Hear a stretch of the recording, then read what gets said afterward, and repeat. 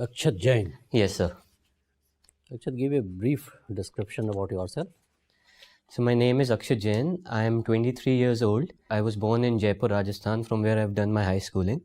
And I've done my bachelor's in design from IIT Guwahati. And so my interests include fitness, swimming, football. And so this is going to be my second attempt at UPSC and my first interview. We are going through your detailed application form. Sir. And we have come to know that both your parents are already civil servants. Yes, sir. They are in the police service or? So my father is in the police service, my mother is in the revenue service. She is in the revenue service. So you are going to be second generation civil servant. Sir. Civil servants have the perception of being elitist. Sir. Why it is so? So it can be attributed to the colonial legacy of our Indian bureaucracy as well. And so because there's this perception amongst the common people that bureaucrats, they tend to serve the interest of the elite sections and of themselves. But sir, in my opinion, I do not think that can be a blanket statement as such, because a lot of bureaucrats, they have done a lot of positive work for the society. And so that is our intention here as well. So sir, I think that cannot be classified as a blanket statement. Okay, you must have observed your parents working under different conditions, situations and all that. Yes, sir. So what are the ills and evils eating into the vitals of Indian bureaucracy? So first of all, sir, the corruption in services is a reality. That is something we need to address. So that is definitely there. And sir, other thing is that, sir, sometimes we tend to overlook merit as compared to factors like seniority and other such factors. So that is something also which my parents have also highlighted to me. So I think these two factors are there. What about nepotism? Sir, nepotism, sir, in bureaucracy, sir, I have personally no particular opinion on that. And political affiliation of bureaucrats? So that is true. So that is one thing we have to address, because so many a times a lot of bureaucrats, they have had political affiliation, and this has affected their spirit of service and their non-partisanship. So that is also an issue. Suppose Akshat, Sir. You get into the Indian administrative service. Sir. What measures will you take to dispel these feelings among the people of the country or the area where you are working, that you neither believe in corruption, nor in nepotism, nor in casteism, nor you tolerate any inefficiencies?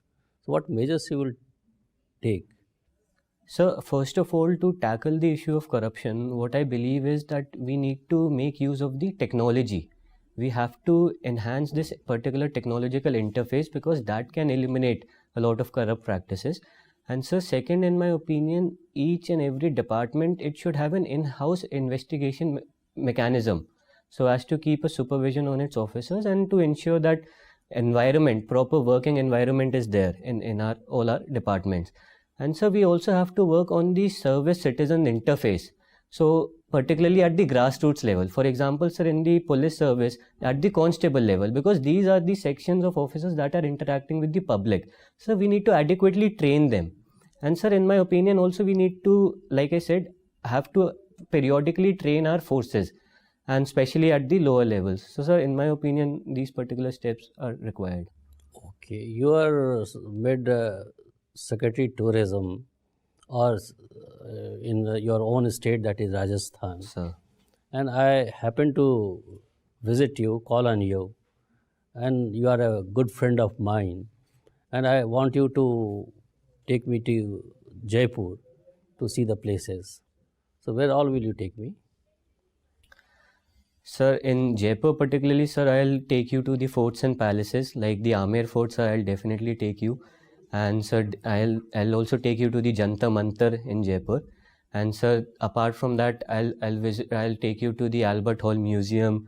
And sir, there are 2-3 more museums in Jaipur. And sir, also religious sites are there. For example, the Birla Mandir is there. And sir, we have certain Jain temples as well. And so the Hawa Mahal, definitely I'll not forget that as well. And right. What is the importance of Jantar Mantar? Sir, Jantar Mantar in Jaipur, sir. Sir, specifically in Jaipur or? Jaipur Jantar Mantar. Sir, Jantar Mantar is a UNESCO World Heritage Site, sir, first of all. And sir, it is housing the largest stone instrument right now in India, the Jantar Mantar at Jaipur. And sir, obviously it was built by Savai Jai Singh II, who founded Jaipur. And right, sir. So it. Okay, thank you. Thank you, sir. Akshay, you have been Creative's head, entrepreneurial development cell. Right, sir. Did you take any innovative step? Sir, basically my role as a creative's head was to design the various posters, the standees and the video material that was required for different events and festivals conducted by the team. So sir, my role was actually to lead that particular team of 3-4 designers. We were there. So that was the role, and as such, sir, whenever we used to design all these materials, we used to ensure that there's this blend of professionalism and creativity, because after all, we were designing for a professional and entrepreneurial event. So, sir, who is an entrepreneur? Sir, an entrepreneur is someone, sir, in my opinion, is sir who actually has a problem to solve, and he's going to do that in the most innovative and capable way, efficient way. So, in my opinion, that is an entrepreneur. Can you recall the names of some of the important women entrepreneurs right now? Sir, actually, I'm not able to recall big names as of now. But sir, for example, in our own college, there was a girl named Swati Jain, who, sir, is the founder of Your Dost. It is a company which is doing very well actually, and sir, that is in the field of emotional wellness. So I can, for example, recall that particular name. Why Chanda Kochar is in news? So Chandra Kochar, so she is in news because sir, she was CEO of ICICI Bank, and sir, she has been involved in a conflict of interest case, whereby it has been alleged that she actually favored her husband and in discharging loans from the ICICI to a company that was working in favor to both of them. So sir, a conflict of interest case basically. You have studied anthropology. Yes, sir. Okay. What is archaeological anthropology? Sir, archaeological anthropology is one of the 4 fields of anthropology in which they tend to understand the archaeological history of mankind and relate it with the cultural component. So, sir, that is basically archaeological anthropology. Okay. Right. So, do you have any important anthropologist associated with this archaeological anthropology? Working, yes. Sir, right now or in... Right now? Sir, right now, sir... sir, right now I'm not able to recall specifically. Okay, recall any name? Sir, for example, sir, in the international front, there have been anthropologists like Julian Stewart, and sir, even in India, we had H.D. Sankalia, who was in charge of the Deccan College, and he was instrumental in a lot of discoveries in India, especially from the Neolithic period. So, sir, they have been there, right? You have referred to Neolithic period. Yes. If we try to compare and contrast the cultures of Neolithic period with that of Iron Age, Sir. What do you find?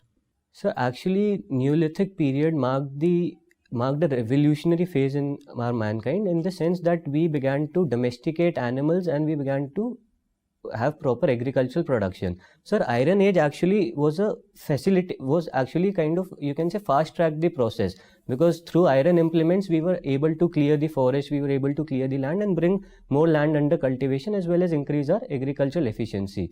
So you can actually say that Iron Age has actually fast tracked the process that got started in the Neolithic period. So what changes we noticed in the field of cultural evolution? Sir, after the Iron Age? So for example, from Neolithic to Iron Age. Sir, for example, metal has always been a vital part of our culture. So, sir, iron has actually facilitated the coming up of cultural centers. So, sir, definitely there has been that particular factor. Can you recall some name of some important cultural centers in India? Sir, of the Iron Age? Yes, of the Iron Age. Yes, sir. So, for example, we have the Eastern Ganga Valley civilization that was there, that flourished in the Iron Age. And, sir, other parts like the Ahar Banas region of Rajasthan was also there, that flourished in this period. Any civilization is known as the Eastern Valley civilization. Are you sure? Sir, the Ganga Valley. Ganga Valley. Yes, sir. Right. Okay. Akshat. Sir. Akshat, you studied B design from IIT Guwahati. It Yes, is one sir. of a very important course introduced in IITs. There are a couple of IITs which offer this course. Yes, sir. What do you think? What is wrong with our education system that we need separate course for design and innovations? We should actually be having, every course should have been the course of design and innovation. What's wrong with our education system? So I think that is a very, very correct observation, sir, because design, sir, in general is about problem solving through well-designed creations. And so therefore every course should have had an inbuilt design component. But sir, what through this course we have tried to achieve is to give a specific direction for students to actually have that methodology to solve problems. And so the problem in our educational sector, and sir, it has been that it more and more focus has been on the academic component, on the theoretical component, about doing well in the examinations. And so design in such is more of practical, how you are able to utilize your knowledge to solve problems. So that has been the issue in our education sector, and I that was is looking why. at your DAF. You studied from elite schools. Your parents, both your parents are civil servant. Sir very rightly asked you. It appears that you are coming from a very elite background. But I would like to believe that that is not the case. So, to just allay that fear, can you just tell me recently, day before yesterday, all North India had the huge hailstorm thing. Yes, sir. Tell me what is the current status of crops in our country right now in this area, and what is the impact of these hailstorm on the crops? Sir, in northern India, sir, right now we are in the Rabi season, and a lot of winter crops are being grown right now. For example, Are being sown, are being plowed? What is the status right now? We are in February's first week. right, sir. So wheat which was sown earlier, it is now under the growth stage right now, wheat. And sir, for example, in Uttar Pradesh, sugarcane is also being. Just beating around bush. Tell me, what is the impact of hailstorm on the crop? What is the status of crop right now? Yes or no? You may say, sir, I don't know. Sir, I'm not aware. No problem. You studied anthropology. Yes, sir. Tell me, what is the anthropological basis of religion? Of religion? Yeah. So, from an anthropological point of view, there have been two perspectives into this. So, one has been the functional perspective, which says that sir, religion was actually started to fulfill certain functions of our human needs. For example, sir, humans have always feared death, and they've always feared what is unknown to them. So, religion as such allays those fears. Religion. Wasn't it the function of science? Sir? Wasn't it the function of science? No, sir. Science is different as compared to religion, because science is based on certain empirical evidences. But sir, here when humans, they were not aware of what is happening around them, they began to believe in some certain entities that exist beyond this world. So sir, that is how religion came into being. So religion basically fulfills these basic human needs. It allays our fears of the unknown. So sir, that Your is the father is perspective. IPS officer. You must be very closely watching what is happening in Kolkata. Can you tell me what exactly is this state police versus the central police conflict, and what CBI draws its power from? We know police is a state subject. Right, sir. So CBI basically was established under the Delhi Special Police Establishment Act, and sir, police is a state subject definitely, but certain states have given their general consent to CBI to investigate cases which happen in their territory.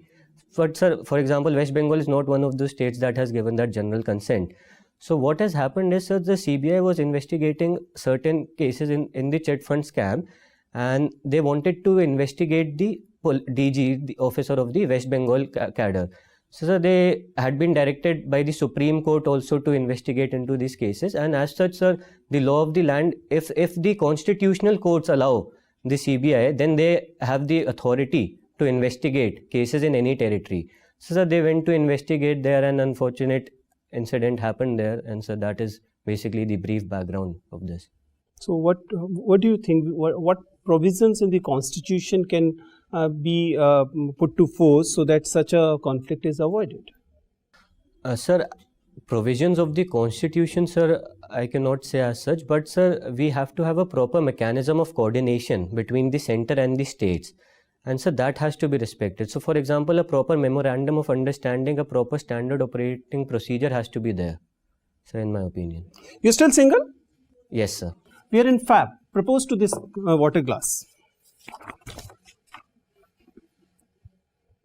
So February is the month of the Valentine's Day, and this water is clear. It has a very pure, clear heart, and I know it will quench my thirst and what I'm looking for, love. And therefore, water glass, if you could just be mine, I'll cherish you forever. Thank you. Akshat, you belong to Jain community. Yes, ma'am. I was observing that in literacy there is 90% of females are literate in Jain community, yet only very few are working. Right, ma'am. So what does it show about the culture of Jain community? Actually, ma'am, this is one problem of Jain community, and ma'am, but this is something that we as Jains we have also recognized. And so, ma'am, we can see right now that more and more females are being encouraged by their own family members to go and make use of their education. So, ma'am, I think things are improving and we are getting progressive on that front. Okay, very good. Why does Jain got this minority status after so long? It's only recently they have got this status, while other minorities are recognized as minorities since very long. Yes, ma'am. Ma'am, actually, Jain community, most of the Jains belong to the business community, and they have been affluent, and they have also had a very good representation in the economy and polity, and therefore there has been a perception always in the society that Jains, despite their low numbers, they do not need the minority status for their upliftment. So, ma'am, that is why it took us so long. And why did they got it now? Ma'am, mostly it was based on the numbers because we are only 0.36% of the population. And ma'am, that particular thing is not applicable to all Jains. And there are Jains who have been economically disadvantaged and who deserve the benefits that are provided to the minorities. Okay, let's take a situation. Yes, ma'am. You are SP of a district, and like you must have read in the news, there was a girl who died while fasting. Yes, ma'am. So you are SP of that district, and you come across that family of that girl who died after 43 days of fasting, and now it's upon you. To what action will you take? After her death, Yes, after her death. Right, ma'am. Ma'am, what I'll do is I'll actually approach the religious leaders of the Jain community, and ma'am, I'll urge them to actually convey this to the younger generation, especially that what are the consequences of these actions. So, ma'am, the younger generation, at least till the age of 18, they are not aware of these consequences. So, for example, right now also many Jain monks, what they are doing is they first make them understand these consequences, make them get their education, and then take an informed decision. So, ma'am, in my opinion, I'll try to so what will be your level. action as an SP where a girl has died, and maybe it might be because of the compulsion of the parents, it might be because of the compulsion of the society. So as an SP, what will be your action? Ma'am, if there's an element of coercion involved, then I'll definitely look into the statute books and see what all adequate provisions are there. And ma'am, apart from this law and order, I'll also treat this as a part of community policing. So, ma'am, as I said, I'll try to reach to the societal level. And ma'am, police actually works at that level as well. They try to bring a change in the society. So, by organizing workshops, by organizing different type of sammelans, and by reaching out to the religious leaders. So, I think as an SP, I can bring out that particular change. Okay. So, as a student of anthropology, tell me, there are numerous species in one genus. Yes, ma'am. But Homo sapiens is very unique. Right. In the genus Homo, there is only one species. Yes, ma'am. Why? Ma'am, because the other species, they have actually lost this competition of survival, and they have now become extinct. So right now only we Homo sapiens are there. So it is said that when Homo sapiens will arrive, the Homo sapiens will also lose the battle? That remains to be seen. That is something we cannot predict as such. Ma'am, already we are known as Homo sapiens sapiens. We already are Homo Yes. sapiens. Can we add another sapiens to the list? I cannot answer this. Okay. So you are a user experience design engineer. Yes, ma'am. How will you use your experience for good governance? Ma'am, can I explain this through a project I did? Yes. So ma'am, there's this goldsmith project which I've also mentioned in my DAF application. So ma'am, these traditional goldsmiths, they use a cylindrical hollow pipe which is known as bucklers. So what they do is they redirect the flame onto their ornaments by blowing air through this pipe. So ma'am, when they are doing so, they actually have to catch their breath in between and they end up inhaling a lot of smoke. And this is a major occupational hazard amongst the goldsmiths. So ma'am, after conducting proper on-field research, what we realized was that they were already aware of the problem. They gave a very good reason as to why they continue to do this. They said that they cannot afford the time, and their work involves such a precision that they cannot afford to take out the pipe and then catch their breath outside. So any particular solution for them had to come in without altering their work habits and by ensuring that their ease of use remains. So ma'am, what we did was we brought in changes from the inside. We introduced 2 flaps and a spring, and now when he was sucking in air, both the flaps they became vertical, and the first flap it blocked the smoke while fresh air entered from outside and that was inhaled. So ma'am, what I am trying to say here is that when you are a UX designer, the use of proper design methodology, it enables you to understand the user's pain points, his needs, and then give the most simple effective solution. So ma'am, in my opinion, that is how this can be used in administration and governance. Okay, thank you so much. Thank you, ma'am. Akshat, so when you innovate a new design, do you get patent or what? Which kind of intellectual property rights you get? Sir, that depends on the particular design you're doing. So if there's a specific innovation involved which has not been made right now, then you obviously can go for a patent. But sir, it is not necessary that your work involves a patent. It can be a simple solution. It has to, sir, address a particular problem. It has to solve the needs of the people. What is industrial design in terms of IPR? So in terms of IPR? Industrial design rights. Sir, industrial design basically, again, sir, you are solving mainly an engineering problem, and if there's, in the perspective of IPR, if you are indulging in an innovation, then sir, you go for that particular. Is there any difference between the patent and industrial design? So patent is a specific part of industrial design, you can say, and industrial design is not just about patents. So, sir, Okay, right. There was a controversy between Apple and Samsung, Sir, about the design. right, sir. Are you aware of that? What was the case in?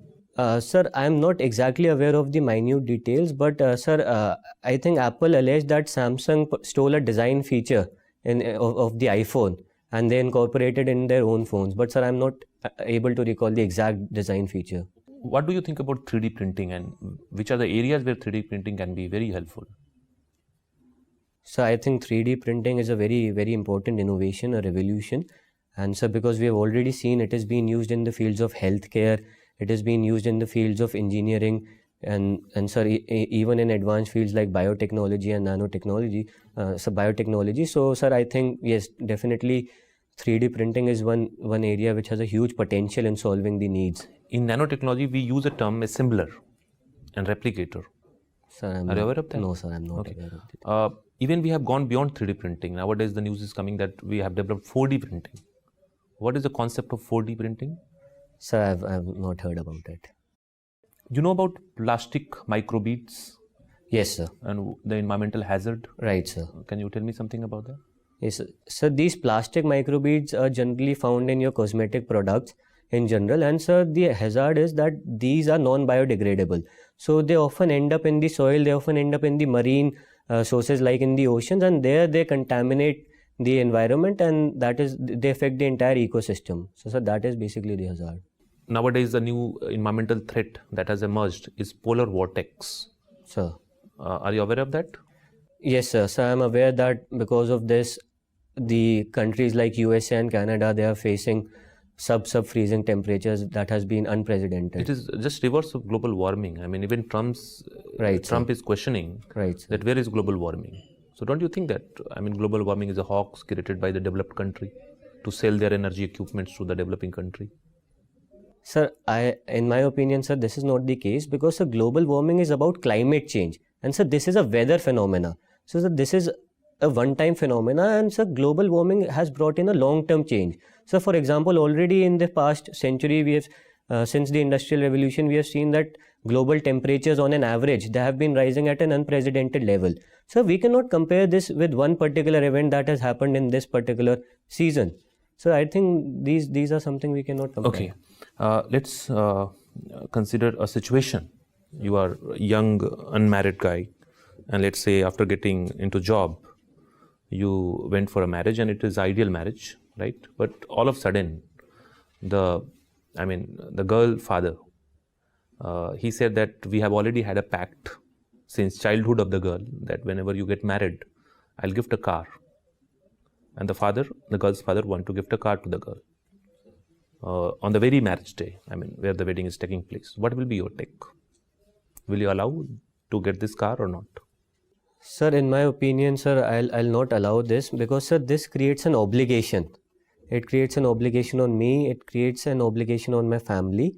And, sir, this is basically, you can say, in an indirect way, a form of dowry as well. So, in my humble opinion. And, sir, what I'll say to him is that, please keep your car because all I want is your daughter, and that I can But myself. daughter is also willing to get that. So daughter is willing to get that, I agree. But sir, what I'll say to her is that we don't need that particular car. So we have our own benefits, and therefore we do not need that particular So car. how do you justify this? This matrimonial alliance is 50-50. Where is gender equality in that? She cannot. You can take gift from your father, but she cannot take gift from her father. Is it so? Sir, I'm not saying that she cannot take gifts from her father and she should outrightly refuse it. But sir, on my part, I'll try to convince her that there's no need for that particular car, and it can actually get us into unwanted troubles. For example, if I am a civil servant specially, so I'll try to reason with her, and then sir, I'll try to convince. So sir, that is what I'll feel. Akshat, Sir. What are your preferences? Sir, my first preference is the Indian Administrative Service, followed by the Police Service, and then the Foreign Service, and then, sir, the Indian Revenue Services. Okay. Akshat, you look like a kid. Sir. So if you don uniform of a police officer, Sir. people will hardly recognize you as a responsible officer. Don't you think that to deal with such stressful situations which a police officer faces throughout his career, we should have a stress test for civil servants before selecting them to these services like IAS and IPS? Sir, in my opinion, sir, this is something that gets built on after you get into the services, you understand the entire framework, you train, and then, sir, you deal with situations. Sir, if we begin to take the stress test, as you're saying, before the civil services, then, sir, I think a lot of potential candidates can get lost in this process. Because, sir, right now at this particular stage, for sir, example, in my own case, I have just graduated from college. So, I might not be able to pass your stress test right now, but say after 5 years of training, after getting mature, understanding all the processes, maybe then I could pass your test with flying colors. So, sir, I don't think that should be the case right now before the Okay, your father is an IPS officer. Sir. Still, you have chosen IAS as your first preference. Why? So, what I have seen is that, sir, the IAS offers a lot of diversity as compared to the Indian Police Service. So, Indian Police Service is mainly revolving around law and order and crime. While, sir, Indian Administrative Service, you go into different fields like health, education, agriculture, rural development. And, sir, that is why there's this specific charm of IAS for me. So, one last question, Akshat. Sir. Give me 3 reasons why we should not select you.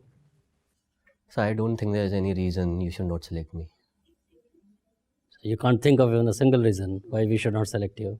No, sir, not right now. And, sir, if there is any reason I know I can work upon it, I'll definitely work upon it, and I'll do my best to contribute to this service. Okay, Akshat. Thank you very much. Thank you, Interview is over. You may go now. Okay, sir.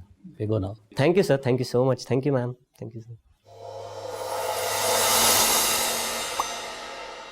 So, how was it? What is your assessment? Sir, I think it was good. So there were certain areas where I lacked, for example, in anthropology, which I felt that through proper revision, I could have given better answers. And sir, what was your opinion? No, we will give you our opinion also. When is your interview? Sir, it's on 27th March. 27th March. Yes. Lot of time. Lot of is there. time. Lot of time. is there. You see, Akshat, first your plus points, your positives. Sir. You are a young. That itself is a big plus point for you. Yes, it's a big advantage for you. You come from a very good background, family background. That's another good advantage. At times it goes against also, but as far as we understand, it's an advantage to you. It's an advantage to you. You have a pleasing personality. Thank you, sir. Pleasing demeanor also. So all those good qualities are there. You look like a child, as you call it, chocolate cream soldier. So you look like that only. And